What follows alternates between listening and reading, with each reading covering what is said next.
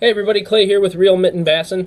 Today I'm going to start my video series on intro to bass fishing.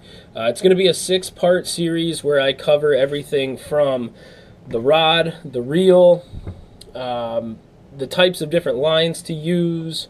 We're going to cover baits, we're going to cover knot tying, we're going to cover casting, and where to actually go find the fish.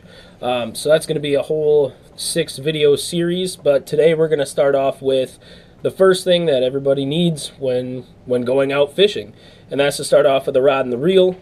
I'm going to focus mostly on the reel aspect of it instead of the rod, just because of the fact that I don't have a lot of room here in my studio to actually pull out all my different rods and show you what I have. But getting started with the rod in general for your basic everyday beginner, weekend angler, whatever you want to call it, you're going to want to get something around like somewhere between a 6 and a 7 foot medium power fast action rod. So whether that's the spinning rod to go with your spinning reel or a bait casting rod to go with your bait casting reel, that's entirely up to you. I would say focus mostly on the spinning reel first, just because of the fact that it's a little bit easier. They're typically less expensive than the bait casting reel and rod, but we're going to get into those differences here in just a second. But like I said, for beginners, your weekend, everyday angler, I would start off with a spinning reel. So we're going to get the bait caster out of the way, and we'll talk about that in just a second. But here is the spinning reel itself. This is a Lew's American Hero, part of a combo I picked up at, I think it was Dunham Sports, for about $30 earlier this year. Last year. Just because it was one of the, like I said, it's easy for beginners. So we're going to cover the reel a little bit and just kind of show you the different aspects of it. The really nice thing about a spinning reel is the fact that it can be either right hand retrieve or left hand retrieve.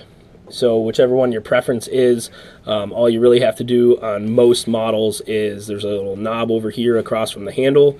You unscrew that, take the handle out, flip it over to the other side, and then screw the knob in on the other side, and boom, you can go from right-handed to left-handed really, really quick and easy. This here is the bail. You obviously flip the bail open to cast. You'll grab the line, you'll cast it out, close the bail, and then you can start reeling it in. The drag system is almost always on the top. You turn it to clockwise to increase the drag, counterclockwise to loosen up the drag, and then here's the spool where the line goes on. This particular reel is a 5:2-to-1 gear ratio, meaning that every time I turn the handle once, the spool will spin 5.1 times. I don't know exactly how many inches per turn that would be, but you can kind of figure that out. You can always Google that as well. But the nice thing, so about spinning reels, some of the pros to spinning reels, like I said before, number one, they're less expensive. They're really, really easy to use. They're almost foolproof. I taught my oldest son how to use one in probably 15 minutes. It took him a little while to get a hang of it, but he was 7 at the time, and I mean he picked it up really quick. So like I said, it's easy to use. You don't have to worry about backlashes. And again, as I mentioned, you can switch between right-handed and left-handed retrieve. They're focused mainly on lighter lures, so these handle the light lures and light line a lot better than a bait caster will. And it's just, again, it's a decent all-around fishing reel. You can take one of these and basically go out all day, change your lures here and there and whatnot, but you'll be able to catch fish with a spinning reel for sure. Some of the cons, they do start out pretty light, but they can actually get really heavy, so depending on the size. Now, this here is a 2000 series reel, and I measured it, or I weighed it before. It is 8 ounces even, so it's half a pound. This guy right here, this is a 5000 series, and you can tell just the side by side, like how much bigger a 5000 series would be compared to a 2000 series. Now this is more for, obviously, for bigger fishing, more open water, more you know, heavy duty stuff. But this thing is a 1.25 pounds, so it's a pound and a quarter.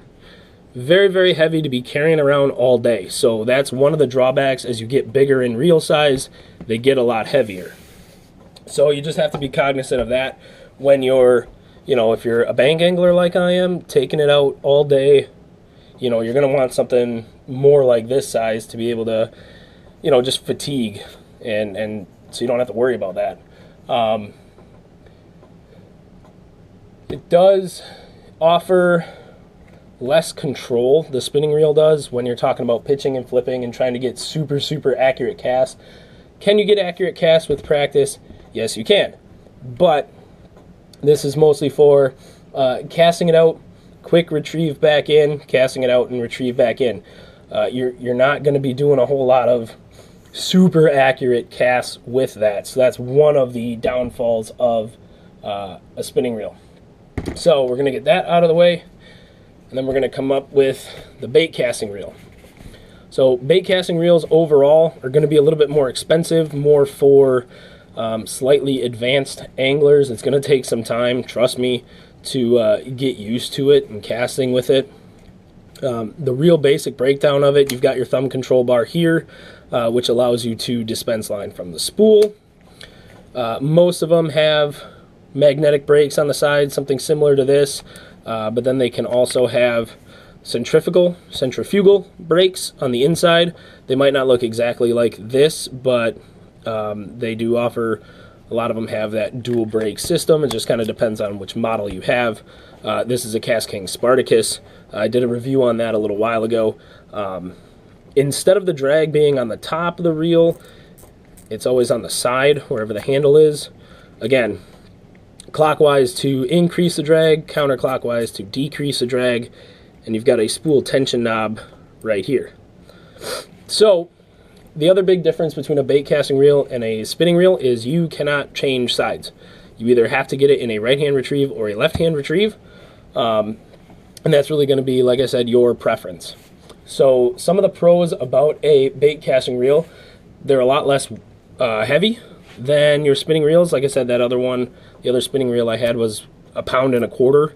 This thing weighs in just about 8 ounces. I'm going to actually pull out my scale, and we're going to see how much she weighs. Yep, 8 ounces even. So again, just about a half pound, or that is a half pound.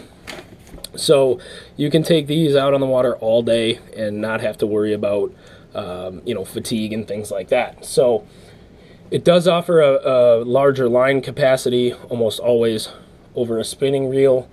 You do have heavier drag than a spinning reel, and it does offer more control. You can accurately cast this thing in between docks, under trees, under cover, in between lily pads and stuff like that. You have a lot more control using this than you would with a spinning reel.